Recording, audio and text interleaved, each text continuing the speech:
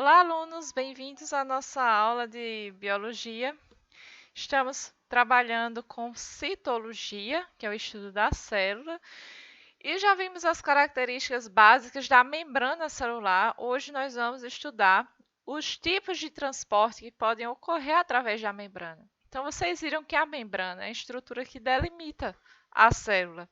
Mas a célula ela precisa se comunicar com o meio externo, né? Porque a gente também precisa transportar nutrientes, água e diversas substâncias para essas células, né? E como que essas substâncias atravessam a membrana? Então é isso que a gente vai discutir nessa e nas próximas aulas. Então existem basicamente dois tipos de transporte que podem ocorrer através das membranas. Temos o transporte ativo e o transporte passivo. Qual a diferença entre os dois? Tá? A principal diferença é que no transporte passivo, como vocês podem ver aí, vamos destacar, não há gasto de energia, enquanto no transporte ativo há gasto de energia. Tá? Então a célula precisa gastar energia para fazer esse processo. E aqui não. Tá? Outra diferença, né, que está aqui é que no transporte passivo, o transporte ele vai ocorrer do meio, né, onde está mais concentrado para o meio de menor concentração. Olha aqui, ó, cada bolinha dessa é uma partícula, né? Então aqui tem muito, quer dizer que está mais concentrado. Aqui tem pouco, quer dizer que está menos concentrado. Então, no transporte passivo, né, o transporte ocorre do meio de maior concentração para o meio de menor concentração. No transporte ativo, ocorre o oposto, tá? Então, o transporte vai do meio que está menos concentrado, ó, que tem menos, para o meio mais concentrado. Olha como aqui tem muito mais, tá? Então, essas são as diferenças.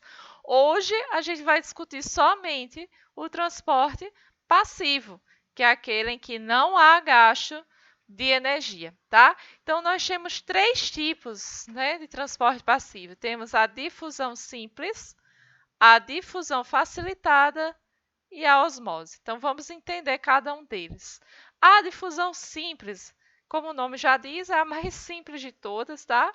Então, olha aqui o resuminho, olha, esse transporte ocorre a favor do gradiente de concentração, ou seja, as moléculas vão do meio mais concentrado para o meio menos concentrado. Olha aqui, ó, o meio mais concentrado, olha, tem mais partículas, para o meio menos concentrado, que tem menos partículas, tá? Com o objetivo de igualar essas concentrações. Então, veja aqui é um desenho da minha membrana, tá? Então, essas moléculas, elas vão passando aqui entre os fosfolipídios da membrana. Lembram dos fosfolipídios? Se você não lembra, reassiste a aula passada, tá? Então, essas partículas vão atravessando aqui, né, a bicamada de fosfolipídios dessa membrana, tá? Vão atravessando a fim de igualar as concentrações.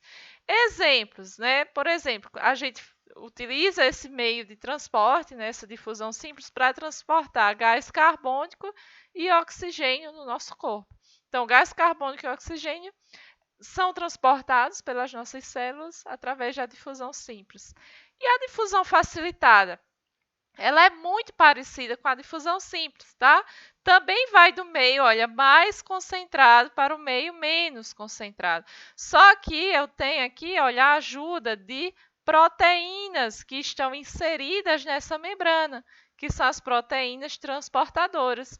Então, vocês viram isso na aula passada, né? Aqui nessa camada, né, de fosfolipídios, nessa bicamada, nós podemos ter proteínas inseridas, tá? E essas proteínas podem ser proteínas transportadoras, que vão transportar, então, essas moléculas para dentro ou para fora da célula. Tá? Também do meio mais concentrado para o menos concentrado. Exemplo, para transportar a glicose, né, que é o principal açúcar, olha, que a gente oferece como energia para as nossas células, então a gente usa a difusão facilitada para transportar a glicose nas nossas células. E o último, né, talvez o mais complexo dos três, é a osmose. tá? Então, a osmose é um pouquinho diferente da difusão e difusão facilitada, porque aqui eu não vou ter transporte do soluto, ou seja, eu não vou ter transporte dessas partículazinhas, não, tá? Eu vou ter transporte da água, ou seja, do solvente. Nesse caso aqui é água, né?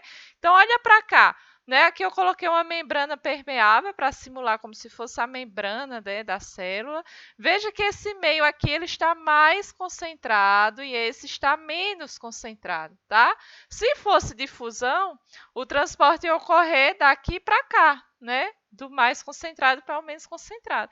Mas como é osmose, o que é que vai acontecer? A água que está aqui vai do meio, né, que está menos concentrado para o meio mais concentrado, para igualar essas concentrações. Então, se eu diminuir a quantidade de água daqui, aumentar daqui, vai ter um equilíbrio, né? Então, olha o que acontece depois de um tempo, olha. Aqui as concentrações agora estão iguais, apesar daqui ter menos água, tá? Então, olha a dica que eu botei para vocês para lembrar da osmose. Na osmose, o sal puxa a água, ou seja, onde tiver mais concentrado, vai puxar a água para lá, se for osmose, tá? Por que isso é importante? Olha, eu tenho dois exemplos clássicos que sempre são cobrados em relação à osmose. Um deles é o que acontece com as nossas hemácias, né? Se a gente colocar no meio mais concentrado, ou no meio menos concentrado, ou no meio de concentração igual, tá? Então, eu chamo isso de soluções hipertônica, que é aquela solução muito concentrada, isotônica, a concentração é igual no meio interno e externo, e hipotônica, a concentração do meio é menor do que a da célula.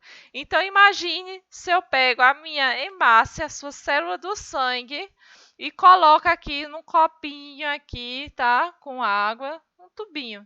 Vamos botar um tubinho, tá? Então, eu coloquei a hemácia aqui nesse tubo. Nesse tubo tem, então, uma solução hipertônica, ou seja, aqui tem muito, muito sal, tá? Tá muito concentrado.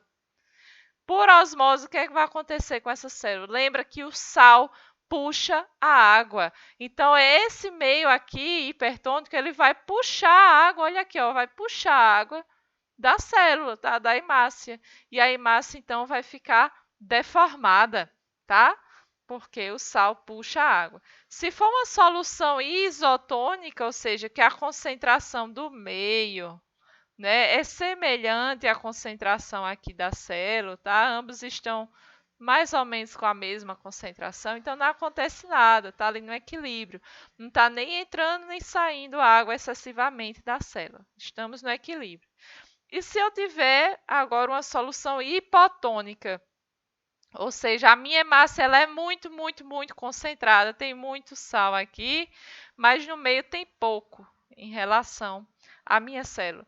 Então, lembra que o sal puxa a água? Onde é que tem mais sal? Na célula. Então, começa a entrar muita água nessa célula. Tanto, né, que a célula fica tão túrgida, que vai chegar um momento que ela vai explodir, tá? Então, é essa a consequência, tá? Por isso que quando a gente vai receber soro, né, na nossa veia, lá no hospital, esse soro ele tem que estar numa concentração ali semelhante à concentração do nosso sangue, senão vai acontecer isso com as nossas hemácias, tá? Se estiver muito concentrado, a hemácia vai ficar deformada, murchinha, mas se estiver muito concentrado, você pode causar o rompimento das suas hemácias, tá? O que a gente chama de hemólise. Só que nas células das plantas, né, o que é que acontece? Também acontece essa entrada e saída de água, só que lembrem que a célula vegetal ela tem uma parede celular bastante rígida, que impede o rompimento e a deformação dessa célula, tá? Então, se eu colocar a célula vegetal no meio hipertônico, ou seja, muito concentrado, tá?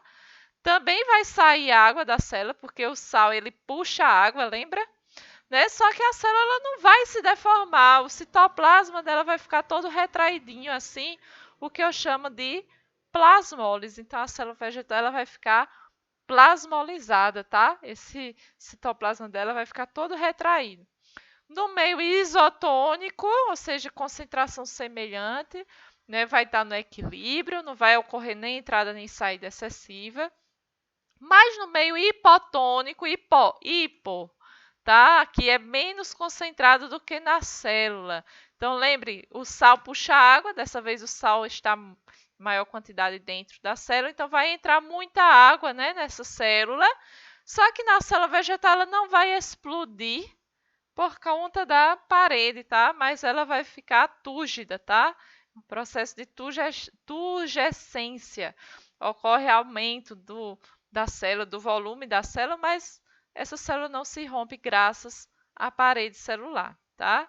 Então, gente, eu espero que vocês tenham entendido, né? Pelo menos um pouquinho. Se precisar, assiste novamente. E vamos ver o que vocês conseguiram entender disso fazendo o exercício, tá? Em breve estaremos de volta na sala de aula. E aí eu não vou retornar nesse assunto, tá? A gente vai continuar de onde a gente parou. Então, aproveitem essa semana e a próxima para revisar os conteúdos. E aí vamos meter bala lá no presencial, tá? Então, boa atividade para vocês e até a semana que vem.